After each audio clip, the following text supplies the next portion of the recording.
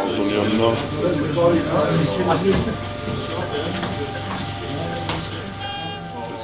44-օրյա պատերազմի երրորդ օրը ջրականի հոսպիտալը տեղափոխվեց Հադրութի շրջանի Տող գյուղ։ Հոկտեմբերի 8-ին հետքի նկարահանող խումբը Տողի հոսպիտալում էր։ Գյուղի դպրոցի շենքում ծավալված հոսպիտալը օրական տասնյակ վիրավորներ էր ընդունում։ Հիմնական անձնակազմին օգնության են եկել բժիշկներ, բուժքույրեր տարբեր տեղերից։ Բուժքույր Նայիրե Ոսկանյանը եկել էր Մեծ Թավեր գյուղից։ Եվ այստեղ մի հատ զինվոր անելանելին վիճակում էր, տեղը չէր գտնում, ուղեղի ցնցումով են բերել, Աբովյանի արծիվներ ջոկատից էր, 21 հոգուց ողջ են մնացել 11 զինվոր։ Հանգստի րոպեներին բուժքույրը գրառումներ էր անում։ Մարիամ Սևան համալրեց ասի։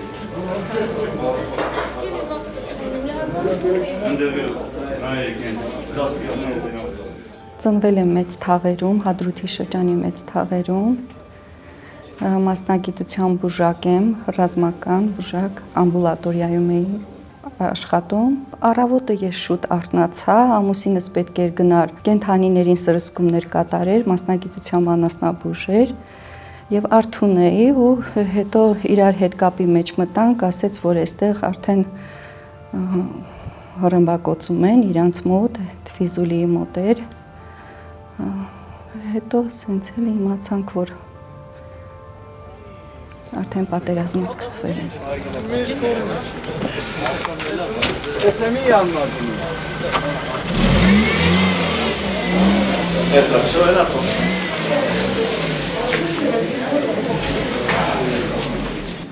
Մեզ դիմավորեց Տողում Գիրոն, հենց պալատները գնացի, որ արդեն առաջի օգնությունը ցույց են տվել հիվանդները ու այդտեղ պետքա սպասարկենք։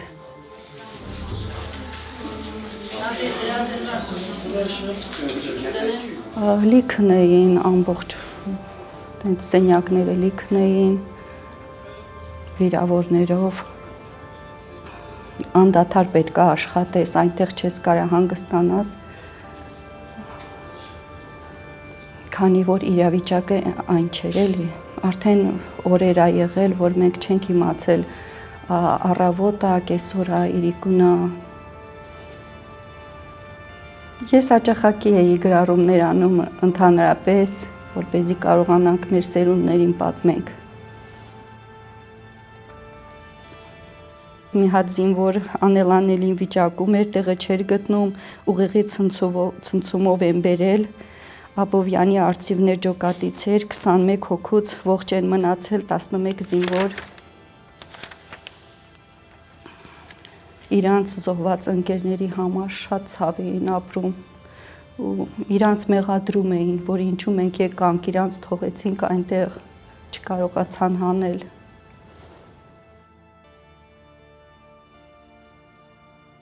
Հոսպիտալում էին բժշկական համալսարանի երկրորդ կուրսի ուսանողներ Գոր Լենդրոշյանը, Արամ Պողոսյանը, Սարյան Քաջիկն էր այնտեղ, որը զոհվել էր։ Մայրապետը բերեց դույլով ջուր եւ խնամքով լվացեց զինվորի արյունոտ ձեռքերը։ Կարծես մի ընտանիք լինեինք։ Լիլիթի ամուսինը զոհվեց, միջև ամուսինը զոհվել է ինքը զգում էր դա, ասում էր ես վատ եմ, ինչ որ մի բան կարող է պատահի ինձ հետ։ Քաջիկը զոհվեց, Սարյան Քաջիկը զոհվեց, բժիշկ Գարիկը զոհվեց։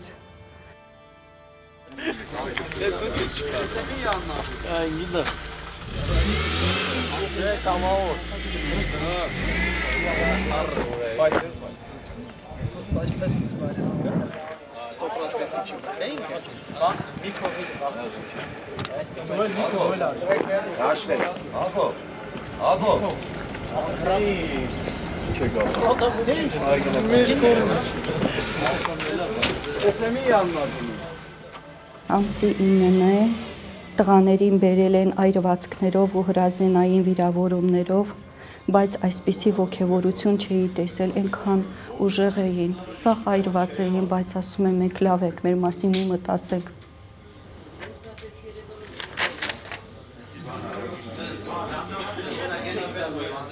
Բերեցին վիրավոր հրազենային վիրավորումով, բժիշկը մշակեց վերքը և պատրաստվեց կարդնել։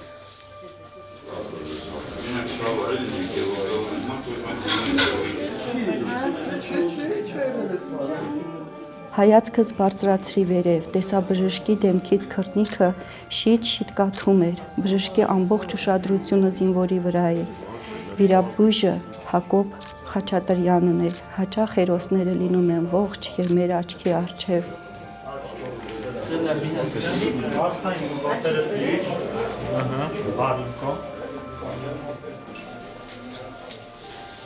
Տողի դպրոցի առաջին հարկում պարան է կապված և 5 սավաներով, սեղմիչներով ամրացված է պարանին,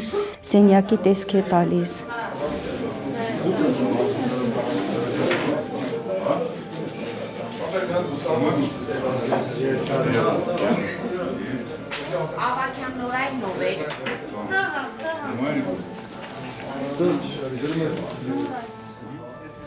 Ինը 10-րդ ամիս 20 թիվ ամբողջ պատուհանները զինվորները հատ առ հատ քողարկել են սև պոլիէթիլենով։ Պարանի սև քողարկումի արանքներից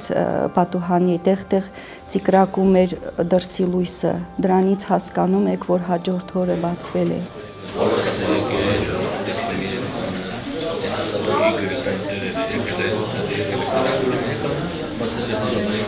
Բերում են անթիվիրավորներ, ամեն մի վիրավորի աչքերում սառած է այն արտահայտությունը, որ մի կերպ մի բան արեք, փրկեք ինձ։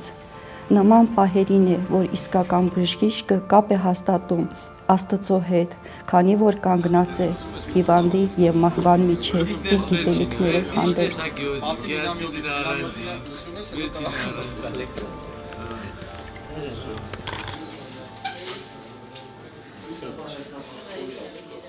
Զինվոր վիրավորվել էր, առաջին օգնությունն էինք ցույց տալիս, առաջին հերթին գրպաններից ինչ կա հանում էինք, որպեսզի նորից տանք իրեն, որ չկորչի, ու Հայկի հայրը այդտեղ էր, հենց այս դեմս է կանգնած, իր դեմքը այդ պապային, որ դռան մոտ սենց կանգնած նայում էր տղային ու լացում էր, ասում է ողջ կմնա իմ տղան արդյոք թե ոչ։ Ես իրան ասացի, որ անզգայացված է, մի մտածեք, ինքը ողջ կմնա։ Հայրը իրերի միջից հանեց բատարեյը եւ ինձ տվեց, ասեց ձեզ պետք կգա։ Վրեն անուն ազգանունը գրեցի, որպեսզի հիշեմ, գրեցի Հայկ Հովհաննիսյանից հիշատակ։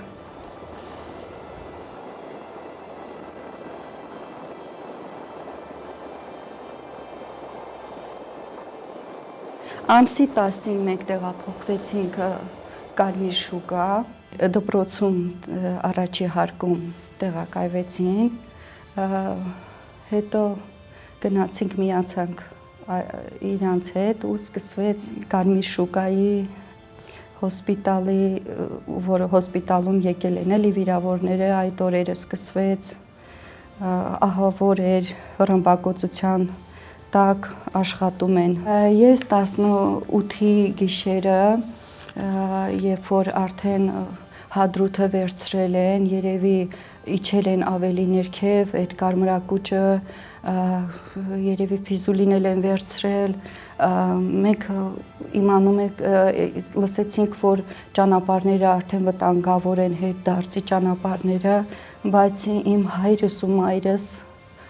մնացել էին գյուղում, որովհետև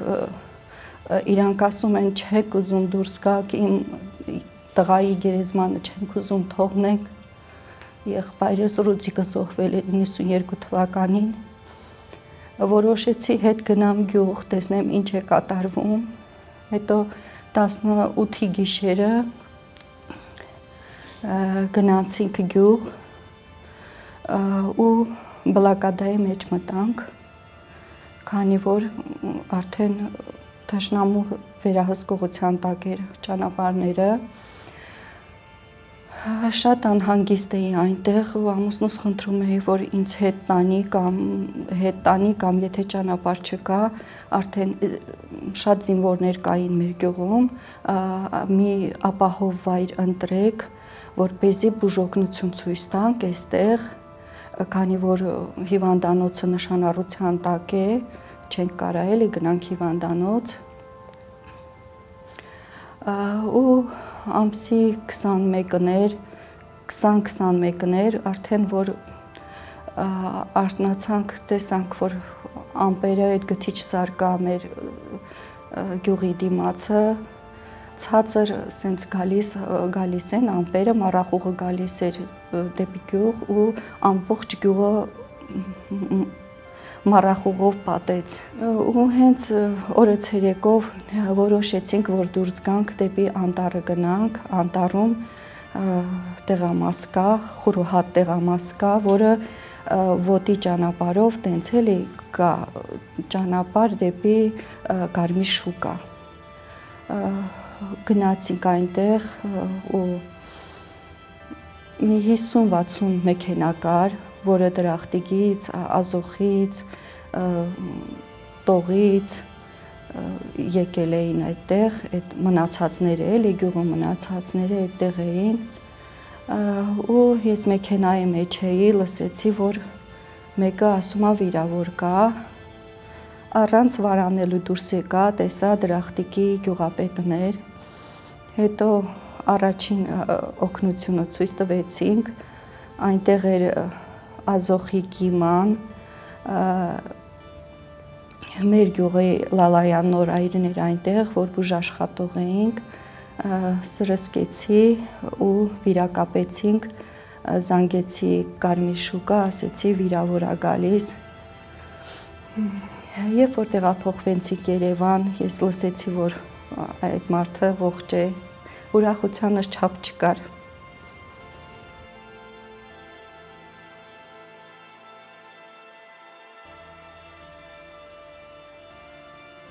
Ու այդ վիճակով հասանք Երևան, Լաչինի ճանապարհով, որ ռմբակոծված էր, մի տեղով պետք է անցնեիք, չգիտեմ անունը ինչ էր, մոստեր, որ փայթեցրել էին, կողքով անցանք, դեպի Գորիս էինք գնում արդեն, երբ որ հասանք Գորիս, կարծես մի ուրիշ աշխարհից ընկանք, ընդհանրապես մի ուրիշ աշխարհ։